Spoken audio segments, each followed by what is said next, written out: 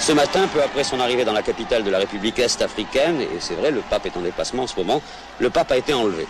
Quelque temps après, un coup de téléphone des ravisseurs exigeait comme rançon que tous les catholiques du monde versent chacun 1 franc, oui, c'est ce qui est 1 franc pour la libération du pape. Alors là, évidemment, on a le droit d'être un peu surpris. Je vous signale tout de même que ce téléx est passé par la rédaction avant d'arriver sur cette table de carré bleu. On peut penser que l'information a été vérifiée dans la mesure où le Vatican la donne pour exacte. Reste maintenant bien sûr à vérifier dans la capitale de la République est-africaine. On peut être surpris tout de même parce que sur le trajet il devait y avoir un service d'ordre assez important. Et comment le pape a-t-il pu disparaître? Comment a-t-on pu l'enlever entre l'aéroport et sa résidence? Alors ça je n'arrive pas à comprendre. Et d'autre part, cette façon d'exiger une rançon, 1 franc pour chacun des catholiques du monde entier, ça fait tout de même beaucoup.